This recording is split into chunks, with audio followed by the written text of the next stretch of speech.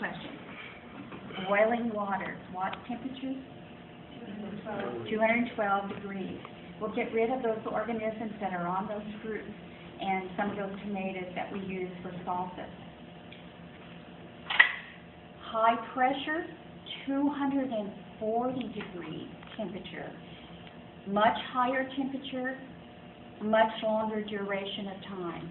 If you would put a jar of strawberries into a pressure cooker and subject it to 240 degrees for 20 minutes, this little jar of strawberries would be just a little brown shriveled up mush.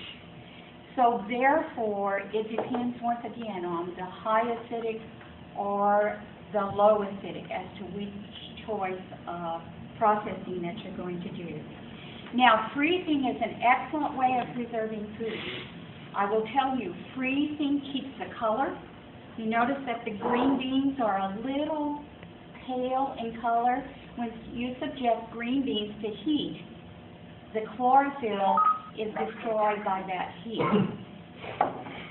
Commercially, your green beans in a glass jar like this would be real bright green. Got any idea why? They've added dyes. That's right. These are green beans without any additives to them. So therefore, freezing keeps that pretty green color. Frozen broccoli is beautiful. You put broccoli into a jar and it's going to be the dull, flat green that you see these green beans.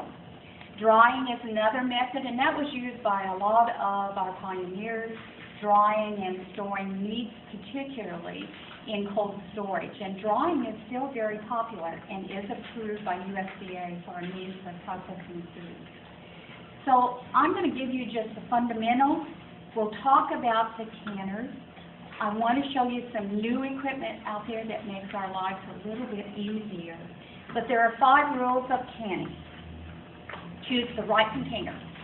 Is it a low acid food? Is it a high acid food?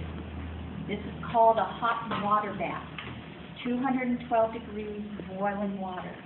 These are pressure canners, not cookers, pressure canners that will allow you to subject your product to 240 degrees under a certain amount of pressure, and we'll talk about that in just a moment. Choose the right jar. There are all kinds of jars out there. There are the big quarts, the little, what we call jelly jars. There are big wide mouth jars to get those pickles into, or things that are a little harder. Pickled okra fits much easier into a jar like this than trying to squeeze all those okra pods into a skinny jar. They're readily available commercially throughout the area. Garage sales, by all means, glass jars that are canning jars can be reused. The only importance is making sure that your jar doesn't have any nicks or it doesn't have any cracks in the jar. And you simply test that by running your finger across the top. Now, my mom is 89. She still cans. By the way, I'm from Indiana, so if I talk funny, that's why. But she still cans, and she uses mayonnaise jars. I have tried for years to encourage her not to do that. She's never had a problem. The reason you don't use jars that are not canning jars, most often we use some kind of utensil to get that last little dab of mayonnaise out of the bottom of the jar, and many of us use a knife, a paper knife. And scraping the inside of those glass jars weakens the glass temper, and therefore you could possibly have breakage. And after spending 4 hours getting everything ready to do a large batch of tomatoes or beans or carrots, the last thing you want to do is take your lid off and have 4 or 5 broken jars. So always use a canning jar. The lids are a 2-piece construction. They are a small little disc with a rubber gasket and a band or a ring. The band and rings can be reused, but the lid would only be used one time. Anybody got any idea why you might use that lid only one time? Rubber seal. Rubber seal. And when it's sealed, it's tight. And most of us open this up with some kind of device, and so you bend this lid.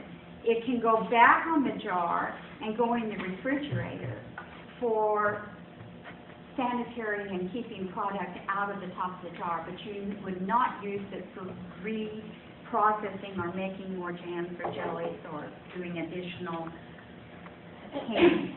Jars have been around for 100 years. There are primarily known as mason jars because of Mr. Mason, but there are Ball, there are Kerr, there are Moms, there are Prego, there are Golden Harvest, there are Star. Depending upon the geographical area where you live, the glass companies are now allowed to put their name or their jar title on the jar. The recipes, and I left my recipe book in the back, but used and approved recipes, Ball puts out a great book every year. Yes? The jar is the same regardless of the method that you use again? Yes, that is correct. Glass jars can be hot water bath or pressure, either way. Recipes are real critical and real important. If you have a recipe that belongs to your family, I have no objection to using that because most often we can go through our recipe books and find one very similar. But many times our families have old recipes that used to include lard or sticks of butter or huge amounts of salt, a full tablespoon of salt into each jar. And so therefore, today, most of those recipes have been modernized, if you wish, less chemicals, less additives to the jars, and we want you to have a product that tastes good. Previously, jams and jellies up north in the sealing process, they would complete the recipe, and then they would pour paraffin on top of their jar to seal the jam or the jelly. They wouldn't use a hot water bath. Do you have any idea why you wouldn't put paraffin on top of the jar here in Florida? It melts. And when it melts, it pulls away from the side of the jar. And as a result, that's where you'll get the mold, the open area weeping the possibility of a bacteria getting into your jam and jelly. And don't just take a knife and cut off the top 2 inches. That doesn't work. So always throw those jars away if you open a jar and it has a problem like that. So basically the fundamentals are the right canner or the right equipment, the right jar, use the lid as it's supposed to be used, have the correct recipe, and then the hot temperatures and a clean environment to prepare your jam or your jelly in.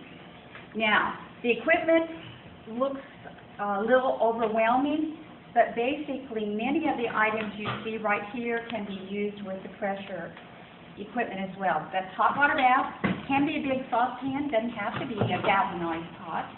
The nice thing about this pot is that it can accommodate all sizes of jars. So if you decide you're going to do